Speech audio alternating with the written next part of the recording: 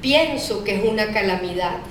Conozco personas que son advenedizas al poder, lo cual es una cosa terrible. Tan terrible como que un escritor llegue a ser célebre.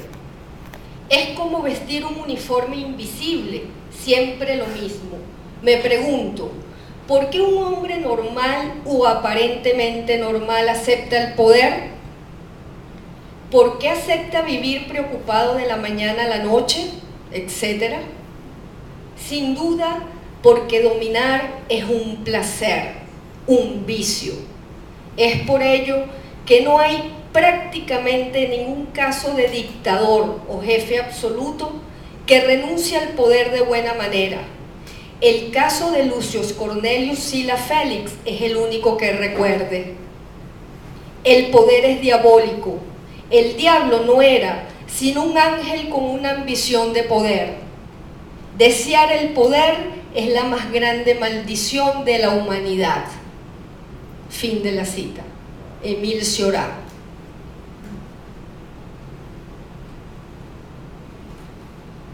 Iniciamos con el primer autor, es un autor francés, no es filósofo, es un jurista, Etienne de Lavoisier, 1530-1563. Este autor tiene un texto que se llama La servidumbre voluntaria o Todos contra uno. Dependiendo la edición que consigan, pueden tener solo el primer título o ambos títulos. ¿Cuál es la tesis? ¿Qué es lo que le preocupa a este autor? Bueno, como lo dice su título, la servidumbre voluntaria. La pregunta de fondo es, ¿qué es lo que hace que uno, miles, millones se arrodillen ante uno solo que tiene el poder por su propia voluntad? ¿Cómo es que bajamos la cabeza ante uno solo y no por la fuerza, no porque haya una pistola que nos está obligando, sino simplemente porque voluntariamente decidimos bajar la cabeza? ¿Qué es ese vicio? ¿Qué es lo que sucede allí? Quisiera citar las palabras directamente del autor. Dice Lavoisier: quisiera tan solo entender cómo pueden tantos hombres, tantos pueblos, tantas ciudades, tantas naciones soportar a veces a un solo tirano, que no dispone de más poder que el que se le otorga, que no tiene más poder para causar perjuicios que el que se quiera soportar, y que no podría hacer daño alguno de no ser que se prefiere sufrir a contradecirlo. Es realmente sorprendente cómo millones y millones de hombres son miserablemente sometidos y sojuzgados. La cabeza gacha a un deplorable yugo, no porque se vean obligados por una fuerza mayor, sino por el contrario, porque están fascinados y embrujados por el nombre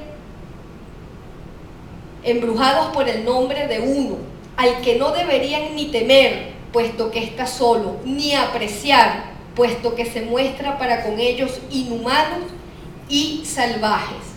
Entonces la preocupación de este pensador es tratar de acercarse y reflexionar qué es lo que hace que la mayoría y que los individuos considerados en su espacio privado singularmente se vuelvan serviles voluntariamente. Y señala, dice, bueno, eso es un vicio. ¿Y en qué consiste ese vicio? En una relación de ambos en el que el individuo y la mayoría, al consentir voluntariamente, al bajar la cabeza voluntariamente, le da poder al otro. Pero sigue la interrogante. ¿Qué es lo que hace entonces que bajemos la cabeza? ¿Y por qué eso es así? ¿Y por qué se da ese vicio? Hay una afirmación contundente. La fuente del poder del tirano reside en el consentimiento que le dan los individuos y la sociedad. cito sus palabras: que una nación no se forje ella misma su propia ruina. Son los propios pueblos los que se dejan o se hacen encadenar. Es el pueblo el que se somete y se degüella a sí mismo, el que, teniendo la posibilidad de elegir entre ser siervo o libre, rechaza la libertad y elige el yugo, el que consiente su mal o, peor aún, lo persigue. Asume este pensador francés que nosotros nacimos libres y además nacemos con la fuerza de defender nuestra libertad, pero hay un algo que sucede que desnaturaliza nuestro origen. Es decir, ¿qué es? Y aquí viene otro cuestionamiento, otra interrogante. ¿Qué es lo que hace que los individuos, en vez de defender su libertad, se inclinen más a ser serviles? ¿Por qué prefieren ser serviles que defender la libertad? ¿Por qué bajan la cabeza voluntariamente? ¿Por qué, al contrario, no se oponen? Esto estamos hablando de este planteamiento en 1500 y pico, y yo lo traigo a colación porque me parece que sigue vigente. Dirá Etienne de la Boétie: la servidumbre no es íncita a la naturaleza humana. Nosotros no nacemos para ser serviles, nosotros nacemos para ser libres. Entonces, lo servil es una condición artificial que nos impone. ¿Y cómo nos imponen esa condición artificial? Varias causas desarrolla Etienne de la Boétie: la educación, la costumbre, la distracción y la diversión, y por último la religión.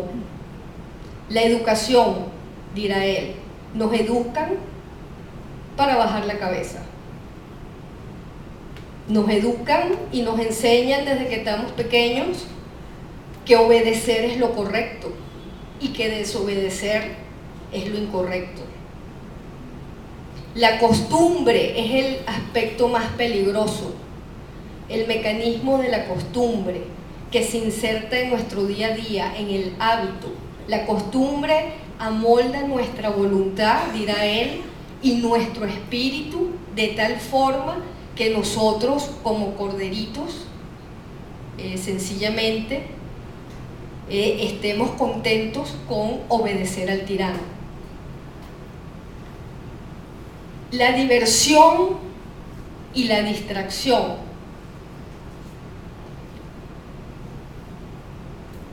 pone muchos ejemplos. El tirano se da cuenta que es muy fácil hacer, y le interesa además que la mayoría baje la cabeza y que existe una servidumbre voluntaria.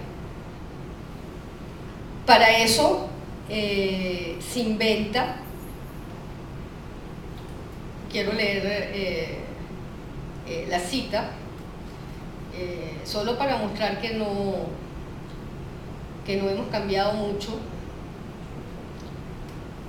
Quiero citar, cito a la Boétie en este punto: esa astucia de los tiranos que consiste en embrutecer a sus súbditos jamás quedó tan evidente como en lo que Ciro hizo a los lidios. Montó burdeles, tabernas y juegos públicos y ordenó que los ciudadanos de Sardes hicieran uso libremente de ellos.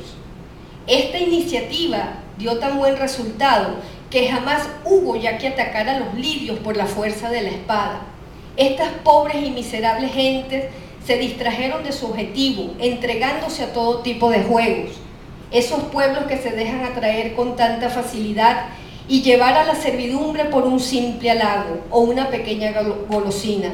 Los teatros, los juegos, las farsas, los espectáculos, los gladiadores, los animales exóticos, las medallas, las grandes exhibiciones y otras drogas eran para los pueblos antiguos los cebos de la servidumbre, el precio de su libertad, los instrumentos de la tiranía. Y a esto le agregamos la religión en la forma de superstición. Es decir, el tirano se muestra como un ser divino, se muestra como alguien que está dotado de poderes sobrehumanos, y así se presenta al pueblo quienes creen que el tirano realmente es un ser, digamos, dotado de esas virtudes. Así entonces podríamos decir que la servidumbre responde al siguiente mecanismo. Primero, al consentimiento, servicio, aceptación, apoyo y colaboración por parte de los individuos y la mayoría al sistema implementado por el tirano. Segundo, a la educación y la costumbre encargadas de modelar a los individuos y a la mayoría para obedecer y servir. Tercero, la diversión y distracción que contribuyen al embrutecimiento de los individuos y la mayoría. Cuarto, la religión como superstición. Quinto, todos estos aspectos alteran la original naturaleza humana. Los individuos nacen libres y se transforman en instrumentos serviles de una maquinaria ilegítima, ilegal e injusta. ¿Cómo salir de esto? Bueno, Etienne de la Voz y dice lo siguiente: basta con no colaborar con el tirano, basta con no cooperar para que él se derrumbe. Y a esto él utiliza una metáfora excelente. Es como las matas. Si usted deja regar las matas, se secan. De la misma manera, dice, no hace falta luchar, no hace falta las armas, no hace falta quitarle nada. Lo que hay que hacer es no colaborar con el tirano. Es no cooperar con el ejercicio de poder arbitrario. La gran pregunta es, ¿cómo hacemos eso? Etienne no nos da una respuesta en ese punto.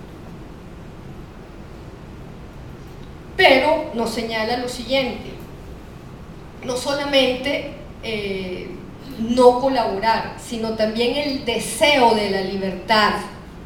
Basta desear la libertad para romper con el vicio de la servidumbre.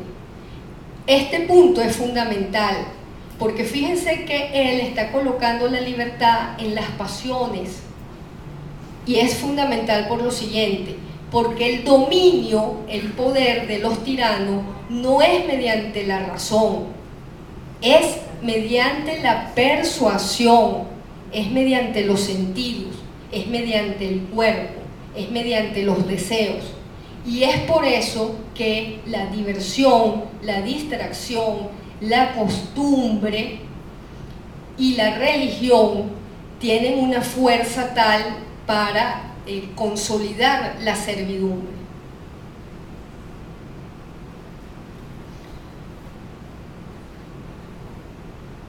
Finalmente, agrega este autor, había más cosas, pero lo dejamos para las preguntas y calculando más o menos el tiempo que me señalaron, que aunque la mayoría esté en servidumbre, señala él, siempre surge un alguien con ese deseo de libertad, un alguien dispuesto a oponerse a la tiranía. Pero nos plantea otro problema,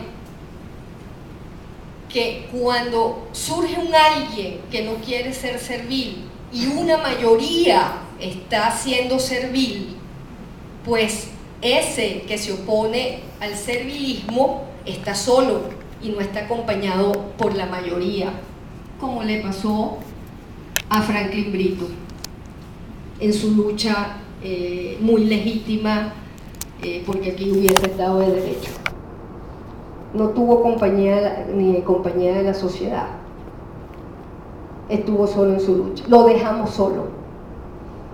Y entonces aquí entramos en este punto con este otro autor, Henry David Thoreau, norteamericano de Massachusetts, 1817-1862. Considero sumamente vigente también los pensamientos de estos autores. Este pensador tiene un texto que se llama Del